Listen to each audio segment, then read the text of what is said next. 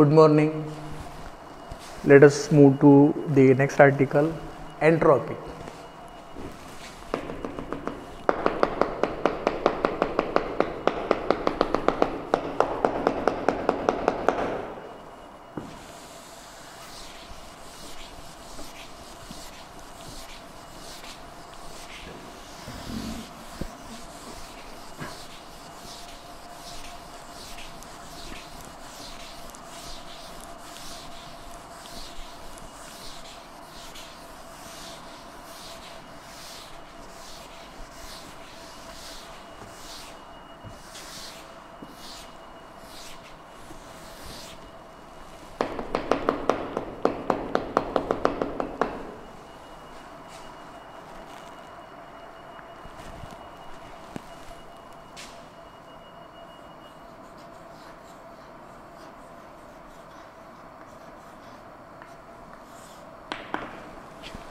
To study entropy, we need to draw the PV indicator diagram. The video is on. I think yes, it is on. Let me draw the PV indicator diagram that we need to study entropy.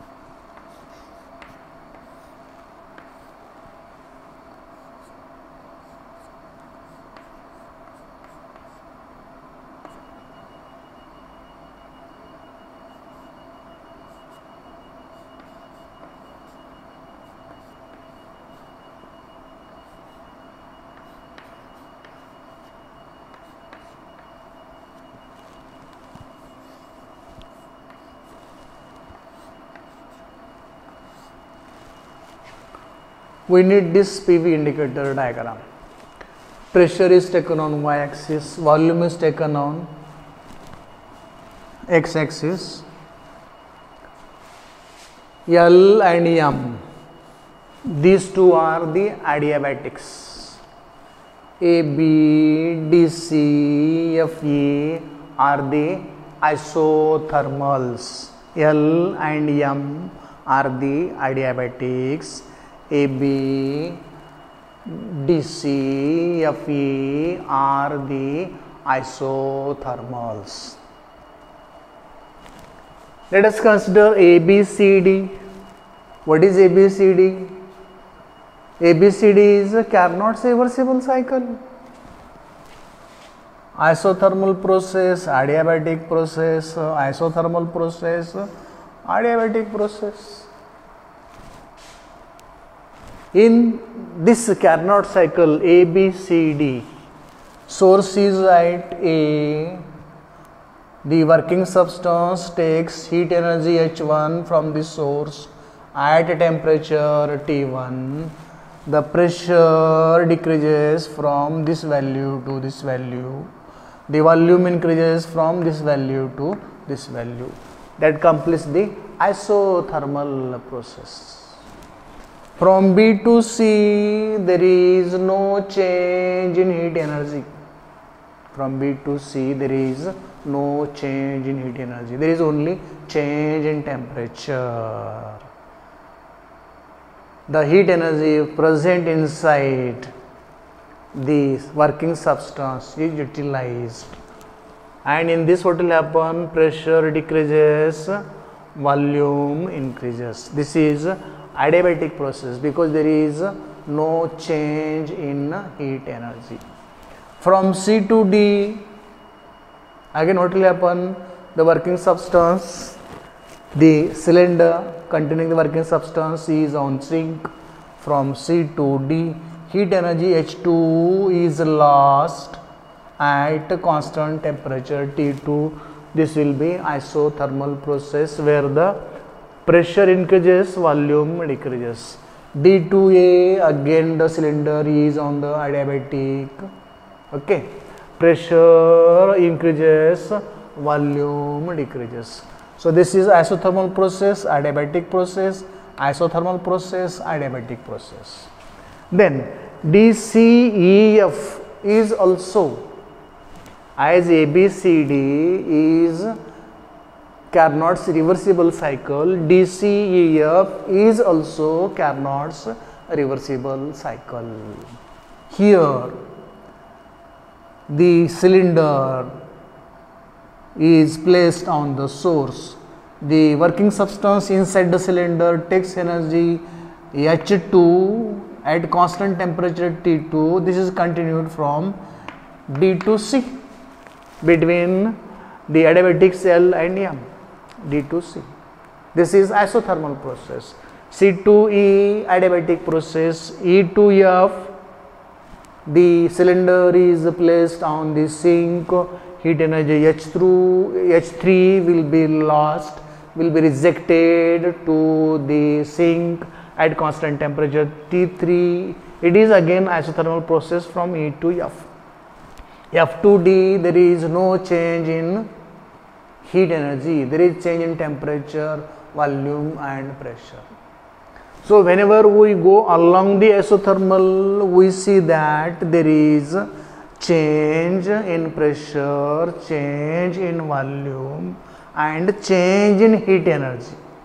Whenever we go across, whenever we go along an isothermal process, there is a change in pressure, change in volume, change in heat energy. You may consider this isothermal or this isothermal. 1, 2, 3, 4. These are the 4 isothermals. In all these 4 isothermals, we find that there is a change in pressure, change in volume and change in heat energy. Consider this adiabatic, this adiabatic, this adiabatic, this adiabatic. When we consider an adiabatic process, what is happening? Pressure is changing, volume is changing, temperature is changing, heat energy is not changing. Along an adiabatic, pressure changes, volume changes, temperature changes, heat energy does not change. What is temperature at this point? T1. What is temperature here? T2. What is temperature here? T3. Temperature is changing along the adiabatic. Temperature T3, temperature T2, temperature T1. Temperature is changing along adiabatic. Heat energy is not changing along adiabatic. So whenever we consider any isothermal process, the process is such that pressure changes, volume changes, temperature remains constant, heat energy changes. Whenever we consider any adiabatic process, pressure changes, volume changes, temperature changes, heat energy do not changes. So whenever you talk of isothermal process and adiabatic process, remember these things. Isothermal process is that in which pressure changes, volume changes, heat energy also changes, temperature remains constant. Adiabatic process is that in which pressure changes, volume changes, temperature changes, but heat energy do not change at all. It means that when we go from one adiabatic to other, from A to B or from C to D or D to C, from E to F, we find that there is a change in heat energy. When we go along AB, we are going from adiabatic L to adiabatic M. When we are going from C to D, we are going from adiabatic M to adiabatic L. When we are going from D to C, we are going from adiabatic L to adiabatic M. When we are going from E to F, we are going from adiabatic M to adiabatic L. When we are going from A to B, there is loss of heat energy H1 of the source. At the same time, there is gain in heat energy of the working substance. When we go from C to D, there is loss of energy by H2 of the working substance, whereas there is gain in heat energy H2 of the sink. When we go from D to C, there is loss of heat energy of the source and gain of heat energy H2 of the working substance. When we go from E to F, there is loss of energy of the working substance by H3 and gain of heat energy of the sink by H3. Whenever there is a gain or loss of heat energy, whenever there is gain or loss of heat energy, there is a change in entropy. Whenever there is no change of heat energy, there is no change in entropy. For the reversible cycle ABCD, we can write H1 by T1 is equal to H2 by T2. For reversible process ABCD, we can write H1 by T1 is equal to H2 by T2. For the reversible cycle DCEF, we can write the equation H2 by T2 is equal to H3 by T3, equation number 1, equation number 2. Comparing RHS of equation 1 and LHS of equation 2, we may further write H1 by T1 is equal to H2 by T2 is equal to H3 by T3 is equal to H by T. You can carry on H1 by T1, H2 by T2, H3 by T3, H4 by T4, H5 by T5 and so on. For such a large number of reversible cycles, we find that this ratio is constant. H1 by T1 is equal to H2 by T2 means this ratio is equal to this ratio. H2 by T2 is equal to H3 by T3 means this ratio is equal to this ratio. In general, the quantity H by T is represented by S. In general, the quantity H by T is represented as S is equal to H by T, and this S is known as entropy. The quantity S in thermodynamic processes, the quantity S in these thermodynamic processes, which is given by S equal to H by T, is known as entropy of the thermodynamic processes. When going from A to B, there is loss of entropy of the source because it loses energy H1 at constant temperature T1. There is gain in entropy of the working substance because it gains heat energy H1. When you go from C to D, there is a loss of entropy of the working substance because it loses heat energy H2. When we go from D to C, there is a loss of heat energy of the source here, which lost heat energy H2 at constant temperature T2, and here gain will be there will be gain in the entropy of the working substance. So whenever there is a loss or gain of heat energy, there is change in entropy. If there is gain in heat energy, there is gain in entropy. If there is a loss in heat energy, there will be loss in entropy. So in general, we can define entropy from this PV indicator diagram as entropy S is equal to H divided by 2.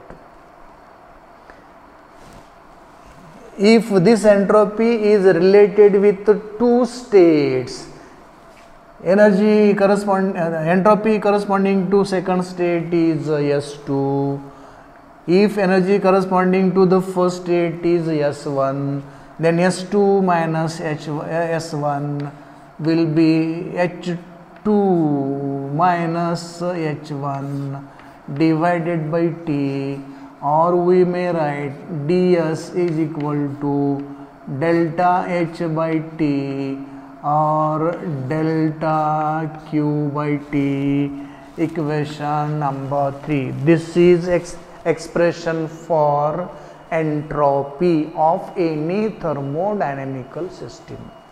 We can find entropy of any system which is either gaining heat energy or losing heat energy, whatever may be the system. Whatever may be the system under consideration, if it is gaining some heat energy or losing heat energy, that system has entropy change. Gain of heat energy will be equal to gain of entropy of the system. Loss of heat energy by system means that the system's entropy has decreased. So change in entropy is always defined by this equation. ds, change in entropy of a system when the system goes from one state to other state, such that there is either gain in heat energy or loss in heat energy, that is corresponding to change in entropy. So change in entropy is represented by ds. This is equal to delta H by T or delta Q by T. Delta H is a change in heat energy at temperature T. Delta Q is also change in heat energy at temperature T. Use this concept and come to the isothermal process and the adiabatic process. In case of isothermal process, there is a change in heat energy.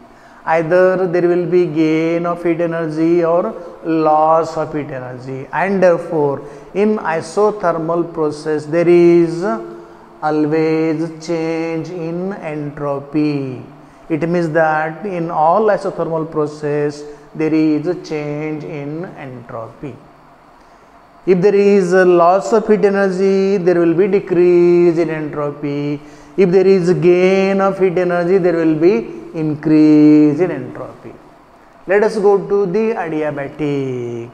When we go to adiabatic L or adiabatic M, we find that along adiabatic L and along adiabatic M, there is no change in heat energy at all.